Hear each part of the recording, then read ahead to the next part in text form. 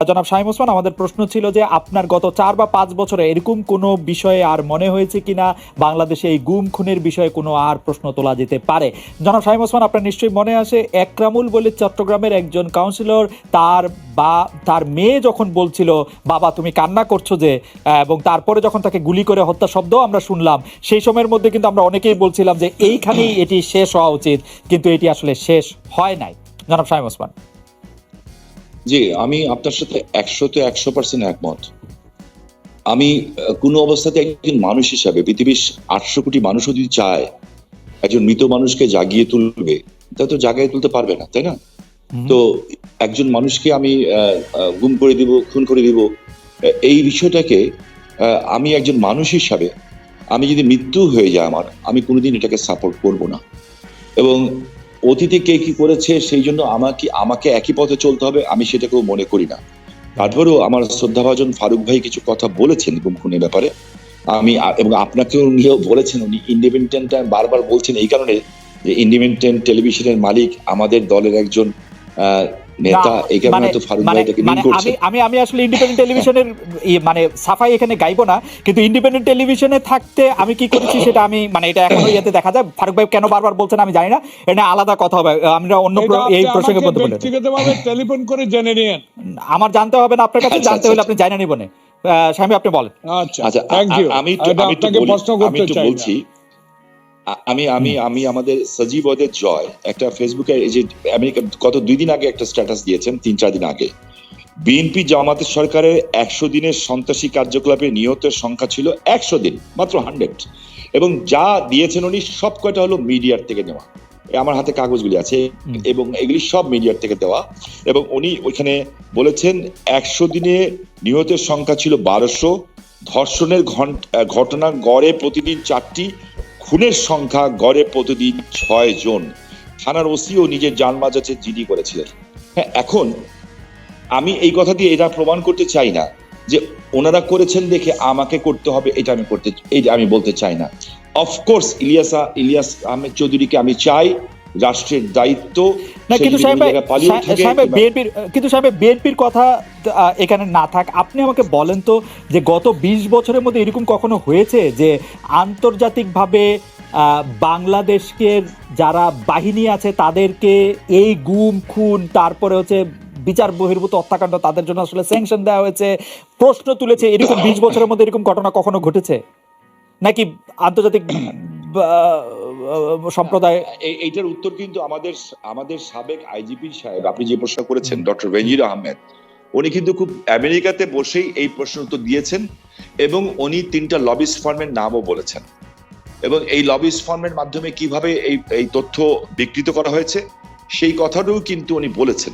এখন দেখেন, এইখানে কথা বললে তো অনেক কিছু বলা যায়, আন্তর্জাতিক মাধ্যম যা বলবে তা বেদবাক্য, আর আপনি আমি যা বলবো তা অসত্য।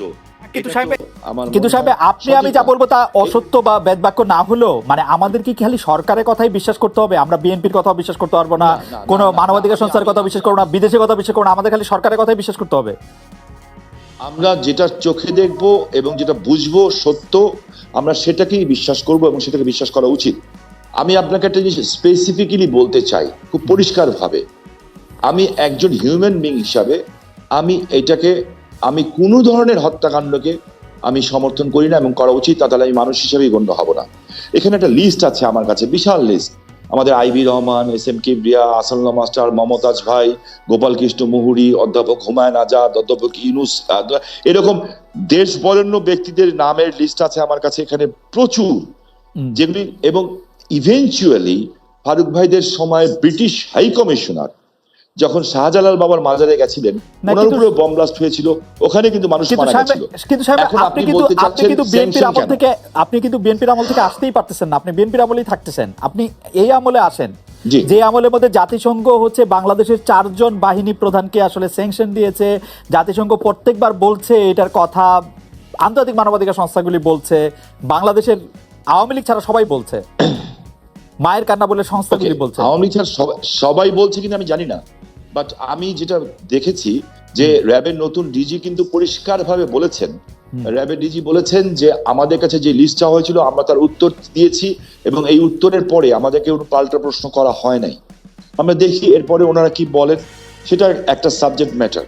আর দ্বিতীয় যে সাবজেক্ট ম্যাটার হচ্ছে যে আপনি খুব ভালো করে বুঝেন, আমিও বুঝি, ফারুক ভাইও বুঝেন, যে পলিটিক্স কিন্তু এখন নিজের দেশে হয় না। এই পলিটিক্স কিন্তু এখন একটা গ্লোবাল পলিটিক্স। এখন যে যেভাবে খেলে, কেন বাংলাদেশে রোহিঙ্গা ঢুকে, কেন বাংলাদেশের বর্ডারে এসে আজকে বোম পড়ছে, এখানে অনেকে নীরব, আমরা সরব, কেন অনেকে নীরব, অনেকে সরব কেন, এই বিষয়গুলি কিন্তু দেখার বিষয়। ওই লিস্টের মধ্যে তো 3 জন ভারতের বিচ্ছিন্নবাদীর নাম ছিল, যারা এখন প্রকাশ্যে ভারতের না, রাজনীতি 3 জন করছে। ভারত না, কিন্তু তা সাহেব আমি ভাই, কেন এই লিস্টে আমি দুইটা জিনিস স্পেসিফিকলি জানতে চাই। যে গতকাল প্রধানমন্ত্রী শেখ হাসিনা তার সংবাদ সম্মেলনে বক্তব্যের মধ্যে স্পষ্ট বলেছেন যে র্যাব এরকম করছে কারণ র্যাবকে প্রশিক্ষণ দিয়েছে হচ্ছে আর আমেরিকা। আমেরিকা যদি র্যাবকে ভালো প্রশিক্ষণ দিত তাহলে হয়তো ভালো কিছু করতে পারতো। আপনি এটার মানে কি বুঝবেন যে আসলে র্যাবকে ওই প্রশিক্ষণই দেওয়া হয়েছে যে প্রশিক্ষণ আমেরিকা দিয়েছে এবং র্যাব এখন যা করছে, তাই না? আর দ্বিতীয় কথা হচ্ছে যে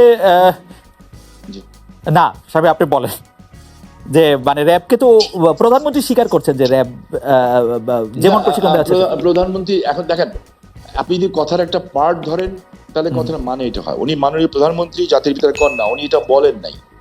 উনি কথাটা এইভাবে বলেন নাই। উনি বলেছেন যে RAB is trained by USA, এই কথাটা উনি বলেছেন। এবং তার সাথে সাথে উনি আরেকটা কথা বলেছেন যে ইউএসএ কি এখন চায় না যে র্যাব সন্ত্রাস দমন করুক? কারণ এই র্যাব সন্ত্রাস দমনে এবং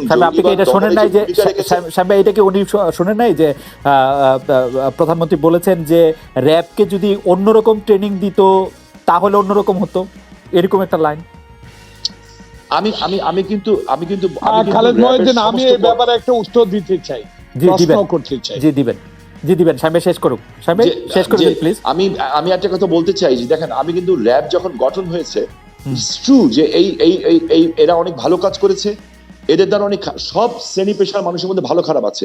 যেমন আমাদের নারায়ণগঞ্জের নজরুল ইসলাম সুইট, একটা ছেলে জেলখানায় ছিল, কালো পতাকা দেখিয়েছিল তৎকালীন প্রধানমন্ত্রী বেগম ম্যাডাম খালেদা জিয়াকে, এই অপরাধে জেলখানা নিয়েছে। জেলখানায় ডান্ডা বেরিয়ে পড়া অবস্থায়, সে ডান্ডা বেরিয়ে পড়া অবস্থায় তাকে জেলখানা থেকে বেরিয়ে নিয়ে গেছিল। ও সহ সেলিম সহ 4 জনকে গুলি করে হত্যা করা হয়েছিল। আমার মনে হয় সাহেব আপনার বক্তব্য